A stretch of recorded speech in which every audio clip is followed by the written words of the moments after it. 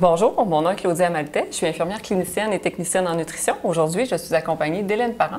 Alors bonjour, je suis infirmière auxiliaire, formatrice et enseignante. Alors dans le cadre du programme Priorité aux aînés et sécurité, en collaboration avec le service des aides familiales de la baie, aujourd'hui la capsule portera sur le diabète. Effectivement, donc aujourd'hui, on va faire une différence entre le diabète de type 1 et de type 2. On va parler aussi d'hypo et d'hyperglycémie.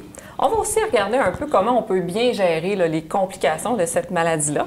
Et c'est sûr qu'on va faire un retour sur les saines habitudes de vie, alimentation et activité physique.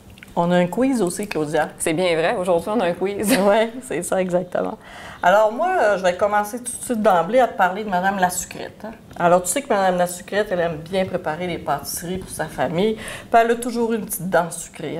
Mais depuis quelque temps, elle se questionne sur la nature de ses symptômes. Elle a la bouche sèche, elle a soif, fatigue extrême, somnolence, puis elle a vraiment besoin d'uriner là, très fréquemment. D'après toi, qu'est-ce qui se passe? Bien, en fait, c'est sûr qu'on peut présumer de ce qui se passe, mais on le sait, nous, en fait, qu'est-ce qui est arrivé, c'est que Mme la Sucrète, elle s'est fait diagnostiquer un diabète de type 2. Donc, on va aller voir ensemble c'est quoi la différence entre le type 1 et le type 2 tout à l'heure.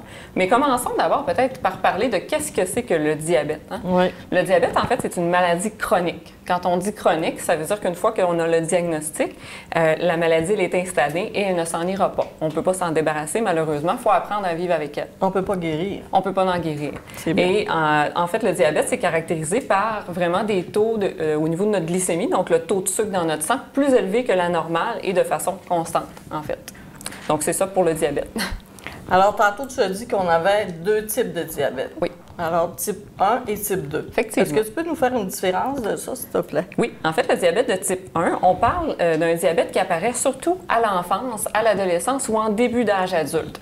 Ça représente environ 10 de tous les cas de diabète. On parle du Québec, là, majoritairement, pour ces statistiques-là. Et ça se caractérise par une absence totale de production d'insuline dans le corps des gens qui sont diabétiques. L'insuline, en fait, c'est une hormone qui nous permet d'utiliser le sucre dans notre corps. Donc, eux, ils n'en produisent pas du tout. C'est pour ça qu'ils doivent s'injecter de l'insuline à tous les jours.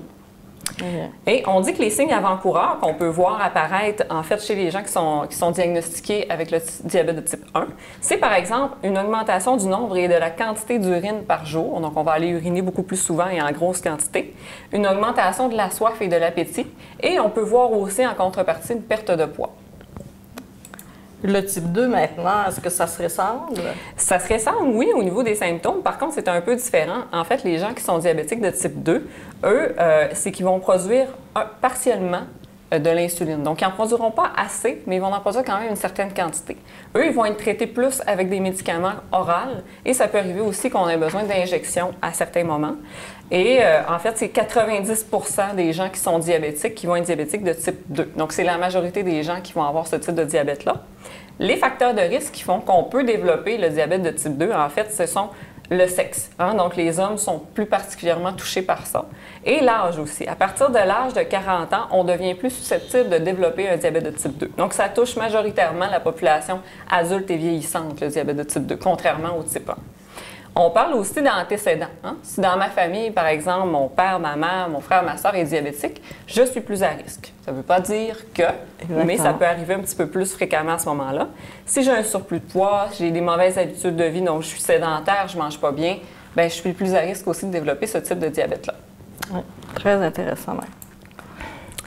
J'aimerais maintenant, Hélène, que tu nous parles, parce que les deux types de diabète, en fait, ils ont des symptômes communs. J'aimerais ça que tu nous parles un peu des hypos versus les hyperglycémies, puis de nous dire un peu qu'est-ce que c'est. Alors, quand on parle de hypoglycémie, c'est qu'on a un manque de sucre dans notre sang.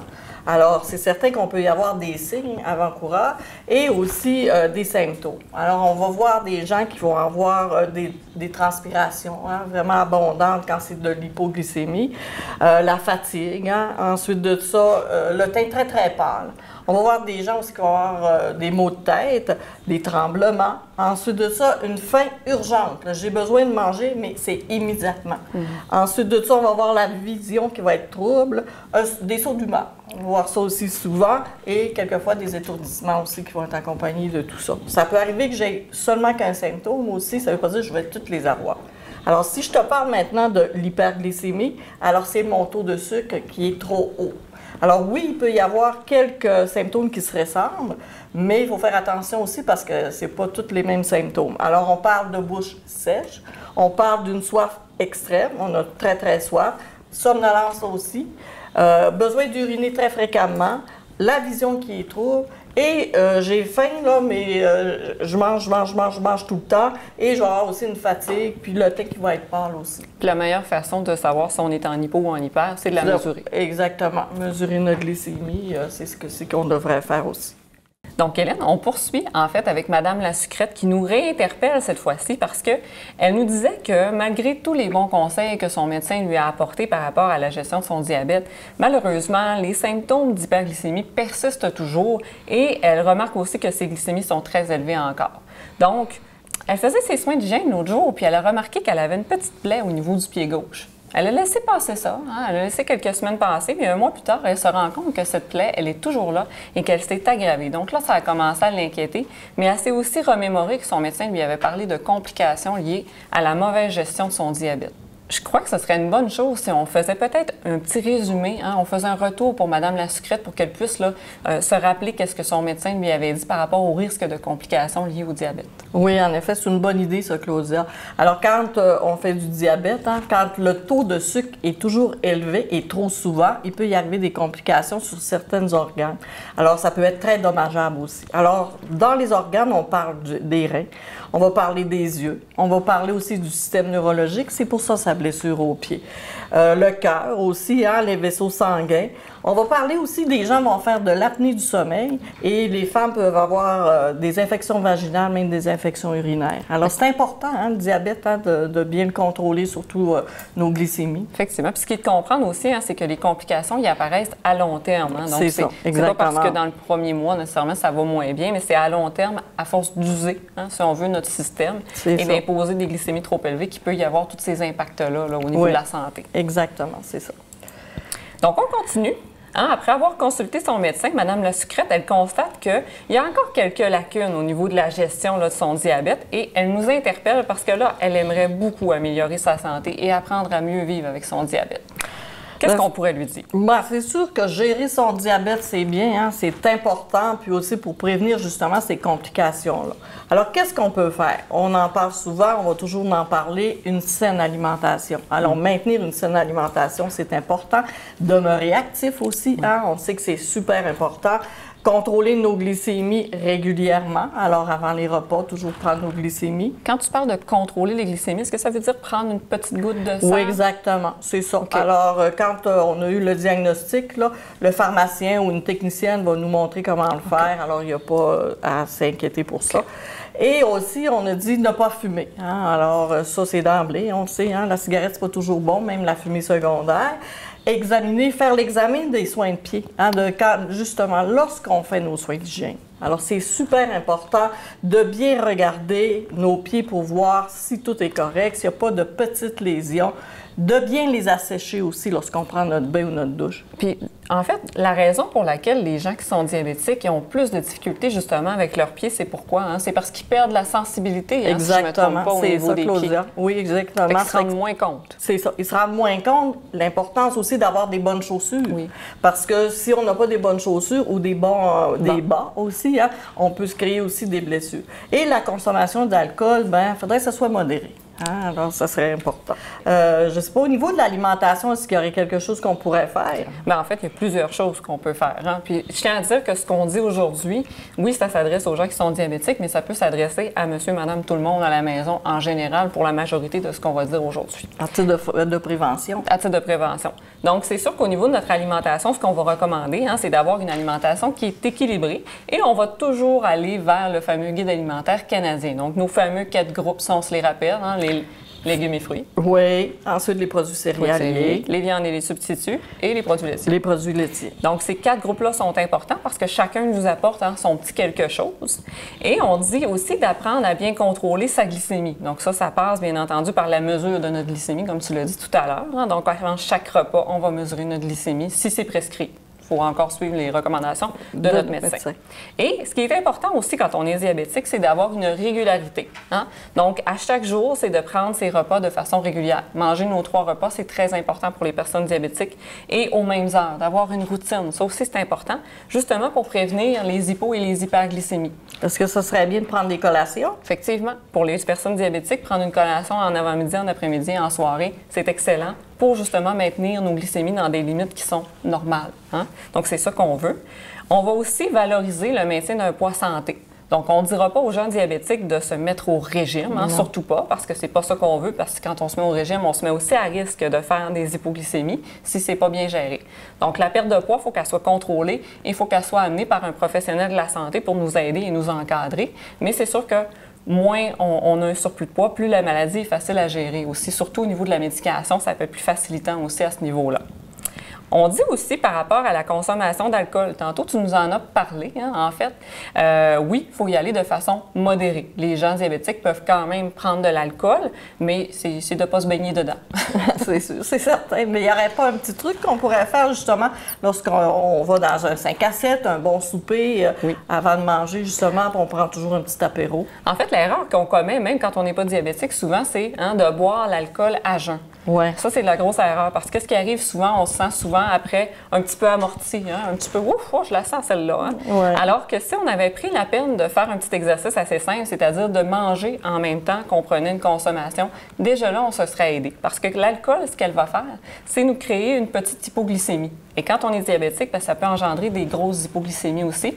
Donc, on dit de mesurer avant, pendant et après, et ce, même dans les 24 heures qui vont suivre la consommation d'alcool, de mesurer nos glycémies. Parce que ça peut amener une hypoglycémie. Exactement. C'est pour ça, lorsqu'on va dans des 5 à 7, comme je te disais tout à l'heure, il y a toujours des petites grignotines. Oui. Alors, c'est important d'en prendre. Effectivement. C'est un bon rappel. Ensuite, qu'est-ce qu'on pourrait dire aux gens à la télé? C'est, on fait référence à la méthode de l'assiette. La fameuse méthode de l'assiette, pour ceux qui la connaissent ou qui ne la connaissent pas, c'est pour nous aider un peu, si on veut, pour les repas du dîner et du souper, pour se diriger dans nos portions. Est-ce que je mange assez de telle portion de tel aliment? Ça peut nous aider. Donc, si on peut regarder l'image, en fait, qui va nous montrer, la moitié de notre assiette devrait être composée de légumes variés.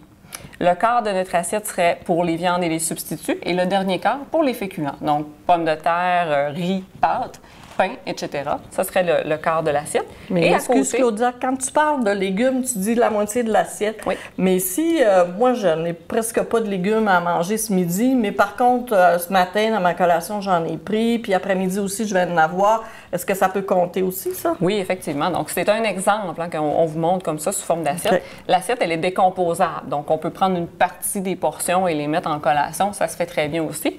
C'est plus pour nous donner une idée, une image de qu'est-ce que ça devrait ressembler une assiette santé. Donc, comme je disais tout à l'heure, on peut avoir une portion de fruits aussi avec nos repas et une portion de produits laitiers, donc fromage, yogourt, lait, qui peut être intéressante également. Il n'y aurait pas une autre façon de faire aussi qui serait qu'on pourrait prendre un peu partout quand on est au restaurant, peu importe, que l'assiette? Effectivement, il y a la méthode de l'assiette, il y a le fameux guide alimentaire canadien avec les portions, mais aussi un guide pratique des portions qui est plus simple, là, justement, quand on n'est des fois pas chez nous aussi pour mesurer. C'est, pour les produits céréaliers, on dit que c'est la taille du poing. Donc, on ferme notre main pour regarder la taille de notre poing. Et ça pourrait correspondre à une portion du guide alimentaire canadien de féculents ou de produits céréaliers. Ensuite, si tu prends tes mains, Hélène, en fait, et que tu les mets comme ça, tu fais un petit puits comme ça, on voit que ça crée environ la grosseur d'une demi-assiette. Donc ça, ce serait l'équivalent d'une portion de légumes qu'on pourrait retrouver dans notre assiette, là, qui serait intéressante aussi. Et pour les viandes et substituts, bien, c'est l'intérieur de la paume de la main. Tu vois, ça, ce serait la grosseur d'une portion qu'on mangerait, là, qui serait raisonnable selon le guide alimentaire, ou un jeu de cartes. Tout le monde a déjà vu un jeu de cartes, c'est à peu près la même dimension aussi que la paume de notre main. Alors, c'est assez facile quand même. Là. Ça nous donne une bonne idée, des fois, là, pour faire un petit quick rapidement là, de notre assiette. C'est certain. Maintenant qu'on a parlé d'alimentation, Hélène, en fait, j'aimerais ça que tu nous parles des bienfaits de l'activité physique par rapport au diabète. On en parle beaucoup, des activités physiques, qu'on soit diabétique ou qu'on ne soit pas. Alors, c'est important vraiment d'être actif. un meilleur poids, essayer de le contrôler le plus possible. Les glycémies aussi, hein, meilleur contrôle. Et ensuite de ça, ben, ça va faire quoi? Ça va baisser au niveau des autres maladies. Et ensuite de ça, ben, c'est certain, hein, quand on est en forme, ben, on a une meilleure santé physique et encore plus une meilleure santé mentale. Effectivement. Et le dernier petit rappel qu'on voulait faire par rapport à l'alimentation et l'activité physique aux gens à la maison, c'est toujours préférable qu'on soit diabétique ou pas, mais sûr et certain, si on est diabétique encore plus, avant, pendant et après l'exercice, de toujours s'assurer d'avoir une réserve d'énergie suffisante hein, pour combler nos besoins pendant l'activité physique. Donc, c'est de prévoir des collations santé hein, qui vont contenir une protéine et une source de glucides, donc du sucre, un peu des deux. Comme par exemple, on pourrait avoir un lait au chocolat ou on pourrait avoir un yogourt avec des fruits ou des noix ou encore un jus de légumes et avec un fromage. Hein? Ce sont tous des bons exemples de collation, mais l'important, c'est de ne pas partir le ventre vide et surtout de prévoir qu'en cours de route, on pourra avoir une petite baisse d'énergie. C'est ça. Mais Hélène, dis-moi, qu'est-ce que je ne dois pas oublier également? Ben moi, je te dirais, c'est s'hydrater. Alors, toujours se traîner une bonne bouteille d'eau. Hein? C'est vraiment là, le fruit là, du succès. Justement, c'est la clé. C'est ça. Alors, Hélène, on est maintenant rendu à l'heure du quiz. Hey, on aime ça, nous, des quiz, hein, Claudia? J'ai bien hâte de voir si tu vas être bonne. Oui, bien moi aussi, j'ai hâte de voir comment tu vas répondre à mes questions. Je vais commencer, en fait. Je me disais, est-ce que je peux me fier à ce que je ressens pour déterminer si je fais une hypoglycémie? Pas vraiment, Claudia. Pourquoi? Hein? Parce qu'on peut avoir toutes sortes de symptômes, puis même ces symptômes-là peuvent passer inaperçus. Alors, c'est pour ça que c'est important de ne pas juste faire confiance à ça. Il faut vraiment prendre aussi nos glycémies. Même avec le temps, je ne peux pas me connaître comme il faut, non, ma maladie? Non, pas vraiment, parce que justement, hein, ça peut changer avec le temps aussi, puis les symptômes ne sont pas toujours les mêmes, puis ça varie aussi d'une personne à l'autre. Ah, ça, c'est vrai, ça. Alors, c'est pour ça. Bon, ben 1-0, Claudia. 1-0. C'est ça. Alors, moi, si je te disais, les diabétiques peuvent boire de l'alcool. Ah, mais ça, on l'a vu tout à l'heure. Bien oui, ils peuvent boire de l'alcool. Pauvres petits, c'est sûr qu'ils peuvent. Donc oui, mais il faut qu'ils y aillent raisonnablement. C'est ça. Et si on se rappelle bien, tout à l'heure, j'ai fait mention d'un petit point particulier par rapport aux diabétiques, mais qui n'était pas pour tout le monde, hein, de manger un petit quelque chose en même temps qu'on prend notre consommation d'alcool pour éviter finalement les hypoglycémies. Hein. Et on sait que les hypoglycémies, lorsqu'un diabétique consomme, en fait, ça peut arriver dans les 24 heures qui suivent aussi. Donc c'est important de prendre notre glycémie avant, pendant et après la consommation d'alcool. Et même si c'était juste un verre, il faudrait quand même prendre toutes ces précautions-là. Mais sais-tu, même si je suis pas diabétique, quand même, je pourrais ressentir un petit peu des étourdissements, même peut-être des hypos? Oui, ça pourrait arriver. Donc, c'est toujours mieux de prendre un petit quelque chose à manger en même temps qu'on prend un verre. Bon, ben moi, j'en ai une autre pour toi, Claudia. Alors, si je mange une tablette de chocolat, hein, c'est si bon une tablette de chocolat, alors c'est un bon choix pour traiter les hypoglycémies. Tu penses? Ben moi, je pense que oui. Bien, en fait, la réponse, c'est que ce ne serait pas un mauvais choix si tu n'as rien d'autre sous la main, en fait. Je te dirais oui, prends ta tablette de chocolat. Par contre, ce qu'il faut savoir, c'est que la fameuse tablette de chocolat, oui, elle contient du sucre qui va nous faire remonter notre glycémie, puis c'est ça qu'on veut, on est en hypo. Exactement. Mais par contre, dans le chocolat, il y a aussi du gras. Hein, et ce fameux gras-là, il va ralentir l'absorption de mes glucides, et c'est pas ça que je veux du tout, là. Hein, je veux que ma glycémie, elle monte rapidement. Donc, je serais mieux d'y aller avec une source de sucre simple, exemple du miel, de la mélasse, un verre de jus, un vrai verre de jus, en fait, ou de la liqueur régulière. Hein? Ça ferait monter en flèche là, ma glycémie. Ça pourrait être un meilleur gage que la barre de chocolat. Mais on prend ce qu'on a sous la main. Et je suis bien d'accord avec toi. Mais si toutefois, alors, vraiment, on est mal pris, quand même, la barre de chocolat c'est mieux que rien. Oui. C'est mieux que rien. OK. Une autre question pour toi. Alors, je n'ai pas adopté, en fait, une alimentation équilibrée parce que si toutefois j'ai mangé du sucre, j'ai été manger un beau morceau de chocolat, ben, j'aurais seulement qu'à m'injecter plus d'insuline. En fait, ça, c'est pas vrai non plus, hein, parce que depuis tantôt qu'on parle d'acquérir des saines habitudes de vie en prévention des complications. Donc oui, ça peut arriver une fois que tu veux manger une barre de chocolat ou un beau morceau de gâteau, que oui, la personne va s'injecter tout simplement plus d'insuline pour être capable de consommer ces glucides-là. Par contre, c'est pas une bonne habitude à adopter dans notre quotidien. Hein. Ce qu'on veut, c'est maintenir nos glycémies dans des limites normales et pas trop prendre de médicaments non plus. Oui, hein, parce qu'on sait que ça peut faire des effets secondaires aussi. Hein. Donc, on essaie de faire ça à l'occasion, mais pas trop souvent. C'est bon. C'est à mon tour, Hélène, de t'en poser une. Si j'ai pas de symptômes, c'est que mon diabète, il est bien contrôlé. Pas nécessairement, c'est faux aussi, ça, Claudia, parce qu'on l'a dit tout à l'heure, hein, que des fois, on ne les ressent pas toujours, ces symptômes-là. Alors, on ne peut pas dire, ah, ben, je suis bien contrôlée, j'ai aucun symptôme. Souvent, ça va arriver que nos symptômes ne sont pas apparents, mais on peut les avoir quand même. Ça pourrait arriver qu'une personne s'habitue aussi à ces symptômes-là, puis à vivre avec eux. Et c'est ça. Justement, hein, ça peut être sournois, comme tu le dis, hein, si on s'habitue à ça. Alors, ça peut être un symptôme qu'on aura, puis on s'en apercevra pas. Okay. C'est un peu insidieux, là, comme maladie. Vraiment, hein? vraiment. Une autre question pour toi. Si je perds du poids, je ne serai plus diabétique. Bien, moi, si j'ai bien entendu quand on a commencé cette capsule-là, tu l'as bien dit, hein, le diabète, en fait, c'est une maladie qui est chronique. Alors, chronique, pourquoi? Parce que quand on l'a, le diabète, on l'a pour la vie. Alors, c'est pas parce que je vais perdre du poids, que je vais plus avoir le diabète. Sauf que, oui, si je perds un peu de poids, bien, ça peut aider hein, quand même pour établir vraiment bien là, les glycémies, puis après ça, contrôler mieux aussi notre diabète. Dans la gestion de notre maladie, ça va aider. Exactement, ça peut aider. Parfait. J'ai une autre question pour toi. Puis celle-là, je l'aime particulièrement. Est-ce que le diabète est une maladie de personnes âgées ou obèses?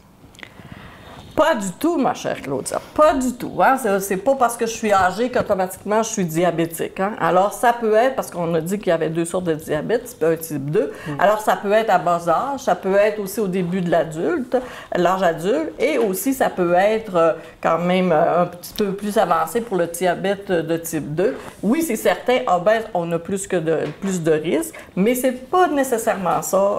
Le diabète, c'est pas parce que je suis obèse ou personne âgée. C'était vraiment faux. Hein? C'est vraiment faux. OK.